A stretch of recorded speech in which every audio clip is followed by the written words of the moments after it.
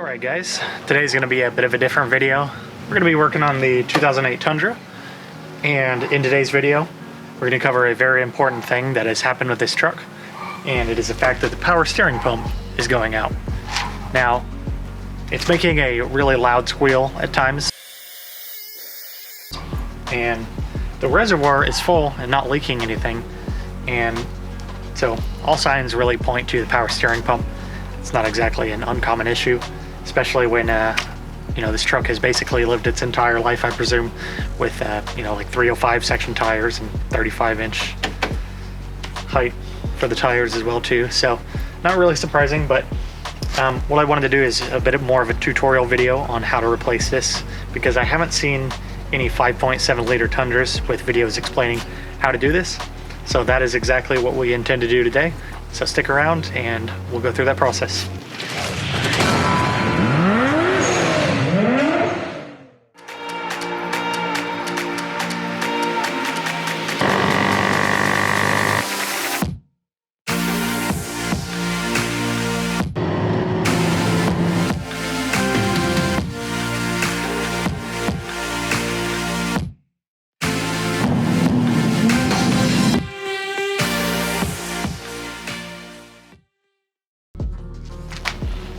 Okay, so our first step is going to see us remove this. It's got a V cover assembly in the instructions, so we'll take off this plastic engine cover, and then we need to remove the air filter assembly here.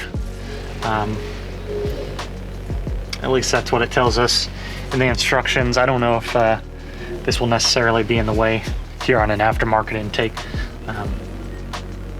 I don't really see much reason as to why it would be in the way, but those are the first two instructions. Now, before we begin, I want to note that this is probably going to be somewhat of a lengthy job, just because everything's kind of hard to reach and these jobs end up taking a while. So just take your time with it, do it when you have time. I'm starting at like 6:15 p.m. So I know I'm not going to get it done tonight, because I'm not going to work on it while it's super dark. But I don't have to rely on this truck. I have other vehicles that I can drive. So just be prepared that your truck might be down for at least a little bit of time. And I've really not had to do much work on this truck at all. So working on this thing is actually going to be a bit new for me, because really all I've done is you know, intake and a few very small things. So this is going to be a learning process for us both. So the next step, it says, is to take off the fan shroud here and the generator belt. So I would assume that is the alternator belt. So that's going to be this main belt up here at the top, where you can see it drives the fan pulley actually.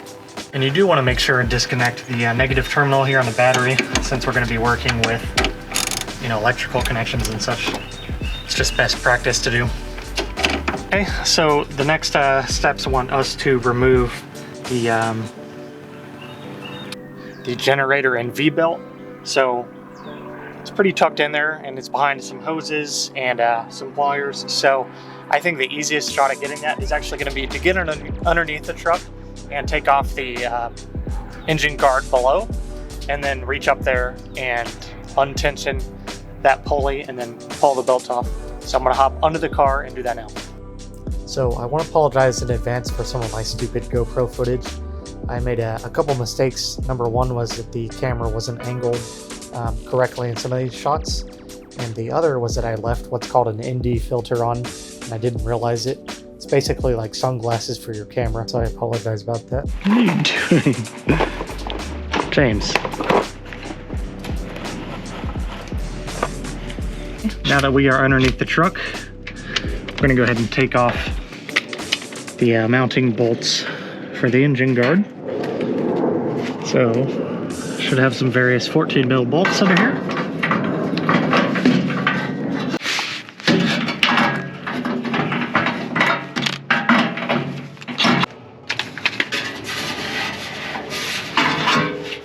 Okay, there we go.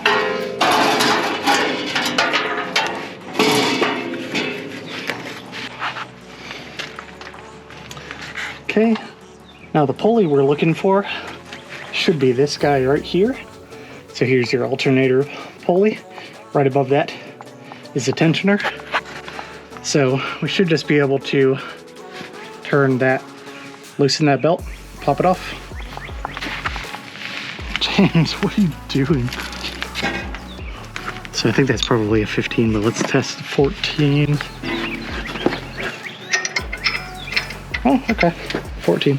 You don't want to loosen the bolt. That's not the objective here. It's to take the tension off the pulley.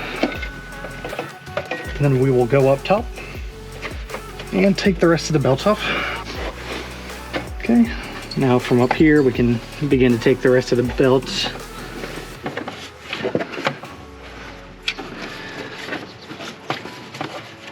Just make sure and get it off all the pulleys there.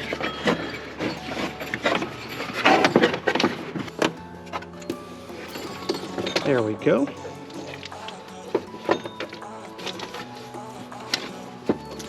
Still on the power steering there. There we go. Now, this is kind of one of those things that you might just replace while it's out of the car. I can't even see any script on this thing, so it might be very generic or very old. Okay, so what we're gonna do here is I'm gonna jack up the truck, take off the wheel, and we're gonna have more of a straight shot to the side of the power steering pump. That's really gonna help us remove that. I also need to take this wheel off because apparently I have a wheel stud that broke off at some point. So it's always that.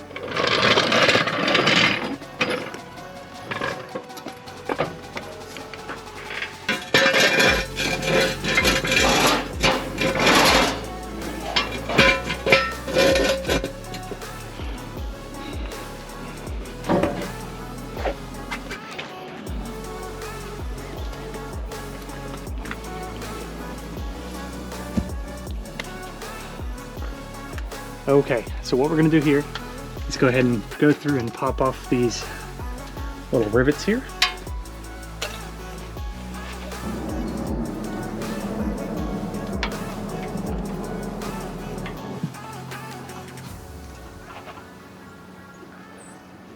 All right, so what we're gonna do from here is disconnect this line that goes into the side here and has the sensor connected to it. That is gonna be a 17 mil.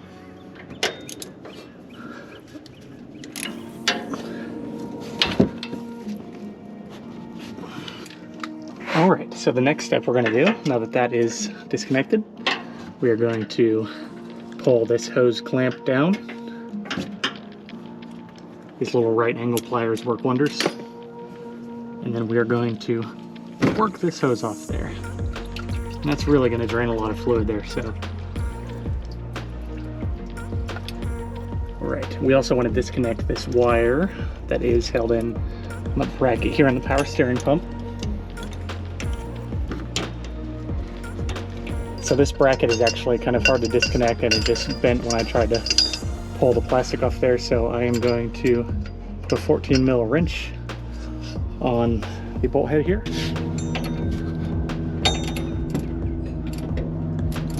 All right, I went and grabbed my ratcheting wrench here. Make this a whole lot easier.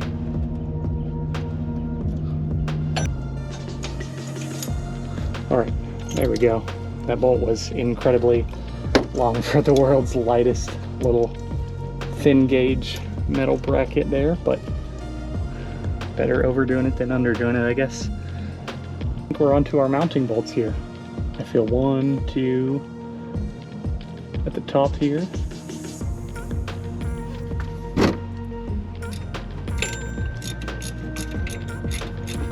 So you just rotate the pulley, of course, in order to get to these bolts. Ready to come out. So when we reinstall that, we'll want to put anti-seize. Okay, there's our second bolt there, quite a bit shorter than the first one. Now we got one bolt left.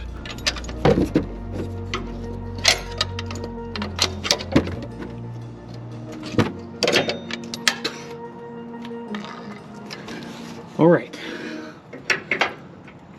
Well, there we go. She is dislodged and disconnected. We're able to pull that right out here. So these parts are identical. So let's just line these up side by side here. And looks like they are. You can definitely tell that this is a reman. It's Toyota. It's even the correct Japanese translation with the D for Mr. Toyota. Okay, so this is just a generic. So it's not really apparent where all these crush washers and O-rings go, and these are not really directions. They just tell you that you might need to use your original reservoir or inlet tube. And there's generic installation instructions here, because they don't bother to write it for each vehicle that they sell a part for. So with a little bit of looking at the service manual here and inspecting the two, you'll see that there is a suction port here, and there's not one on this one. Let me flip that over here. So what we need to do is remove this bolt here and move our suction port over here. And that should be 2 O-rings, I believe. Maybe 1. It's not exactly apparent here. I think it's just 1 on the inside, actually. Yeah, should just be 1.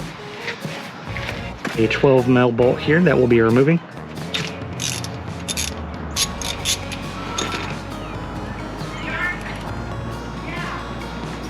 Okay, and then this should pop out here. Just try not to force it.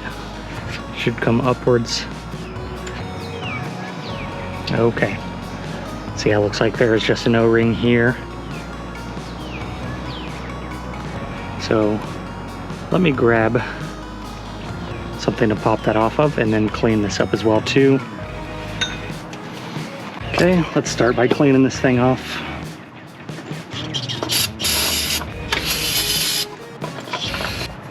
Okay, now that we've cleaned that off a bit, I'm going to use a pick here.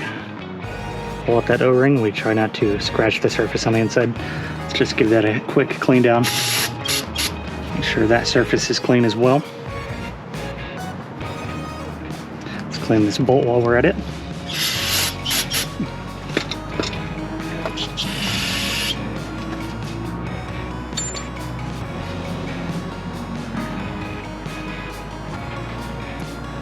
Okay, now let's find this similar matched O-ring here.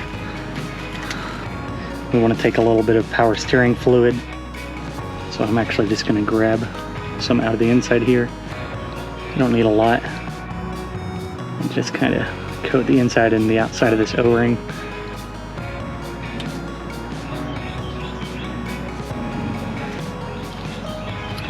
And then now we're going to take our suction port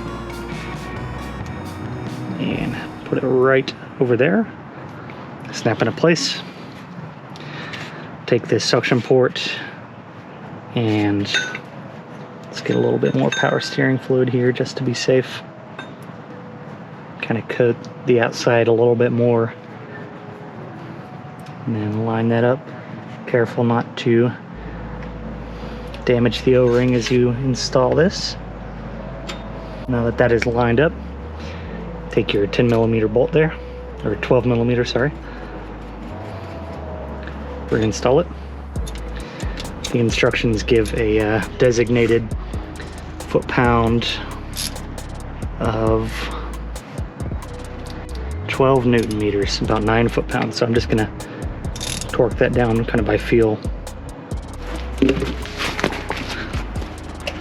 Okay. And then on from there, we'll see that this banjo fitting here, this one's kind of special. It has a bracket that connects the two. Now, I'm sure this is some type of crush bracket or crush washer bracket, but instead we have just 2 regular copper crush rings. So we're going to swap this out for that.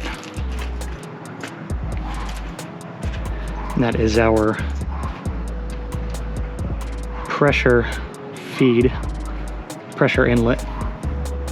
Just making sure that threads in okay. Of course, there's a fitting that goes between here and that. I can't really seem to find any other O-rings that I need to install. You can see that the suction port, there's nothing there. It's just, you know, regular rubber hose, and then this pressurized fitting here. Actually, it doesn't have any O-rings either. It just has those two copper crush washers that go on each side. I mean, it very well could be that it's a generic kit, and you know, that they might not be used. I'm really not sure, but I'm gonna try and exhaust my resources and make sure I'm not missing anything. Hey, Jim Jim. Okay, well, I can't find any mention of where these other O-rings might go. This larger one here, and then these 3 smaller ones. And I didn't see any when I pulled off the old pump anywhere, as far as I could tell. This is just where the copper washer goes. Now, if you were to take off this inlet here, you know, I think there's O-rings inside, of course, that you can replace, but I can't see why they wouldn't already be in this new unit. So I really don't think I'm gonna pull that apart and, you know, mess with that, because I'm sure it's already rebuilt. That's probably part of the rebuild process. And I can't seem to find where these things might go. So I'm gonna take these out and use it on each side of the bolt here, which of course threads in here and seals that off. But hopefully that's all I had to do, because I'm not finding anything in the manual either. So let's go ahead and get this thing put back in.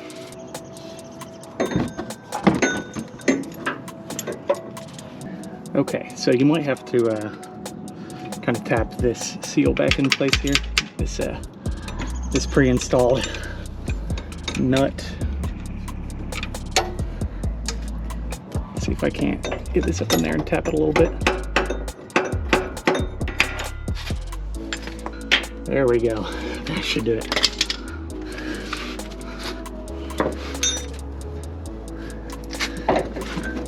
So that nut kind of got pushed out of place, bent outwards a little bit when I was taking this off. So I might just kind of have to nudge it back in place. A little bit of persuasion. There we go. That is much better. Now slip this upper mounting bolt through the holes on the pulley. Line it up. Make sure it goes through to the bracket on the other side there. And then grab your 14 mil.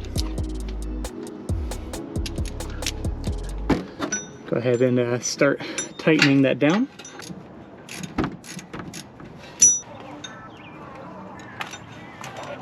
Actually, it's probably going to be easiest this way. You just take your socket, feed it through the pump, holding the bolt, line up that bracket. Should be a little tab here to keep it from spinning while we install it.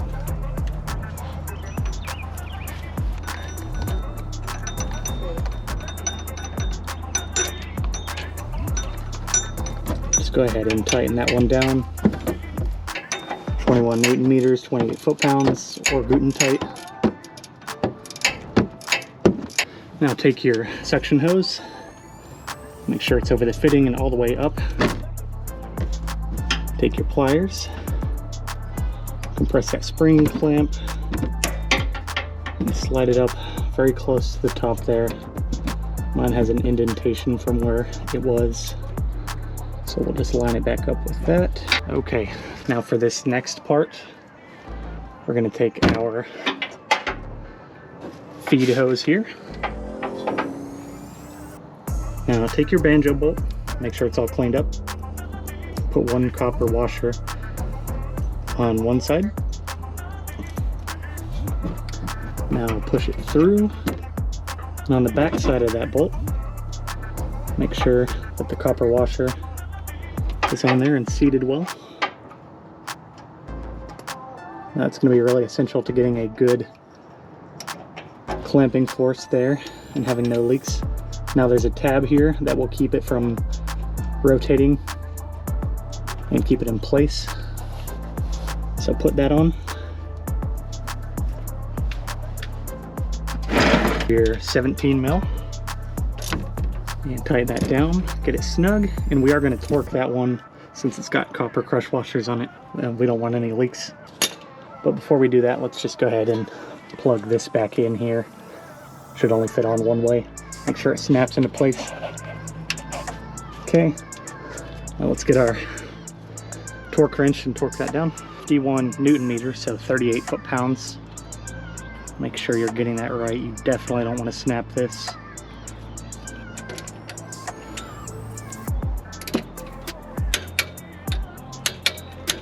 Okay, 38 foot-pounds, and that should ensure that we have a good seal here. Everything is back in place down here. What we need to do is go ahead and put the belt back on first. So let's go ahead and do that. And I will post up the belt diagram here so you guys will have that handy as well.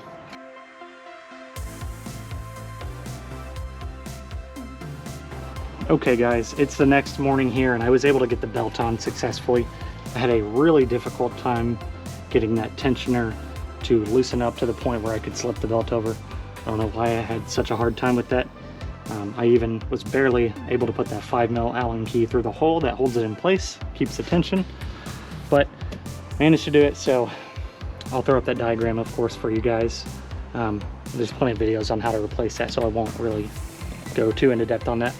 But the really nice thing is that, you know, we didn't have to take off this fan shroud like a lot of people were doing, or drain any of the coolant. I really didn't want to mess with that. So now that that's accomplished, what we're going to do is go ahead and fill up our power steering reservoir. And you can see it's totally bone dry at this point. But before we do that, what we're going to do is take the jack to the other side and get that side off the ground as well. And that will be so that when we are flushing the power steering fluid, we're not totally straining the system with the wheels on the ground and making it really difficult on the pump, especially when it doesn't have, you know, fluid in it really. So we're going to do that and just make the pump work a little less hard, and it should just be easier to do this job overall.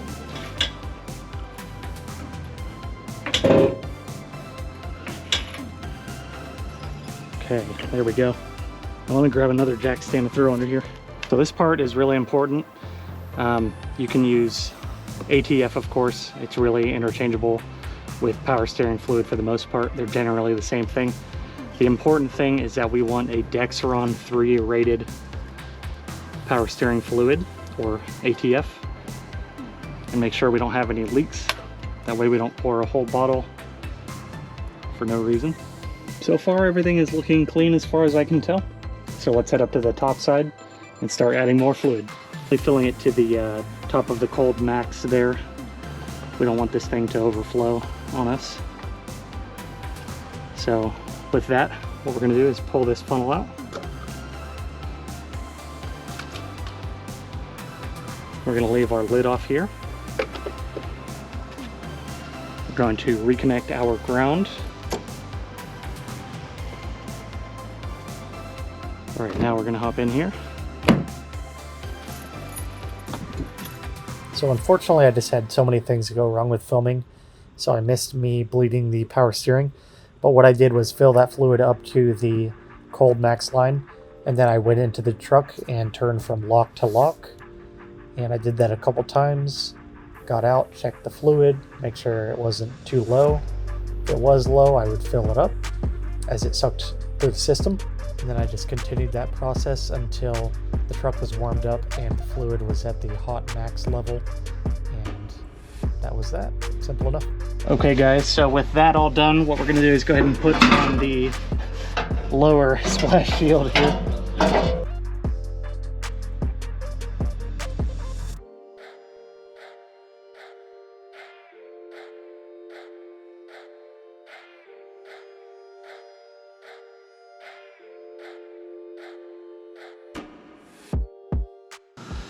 All right, with all that wrapped up, so we just have to put the engine cover back on here.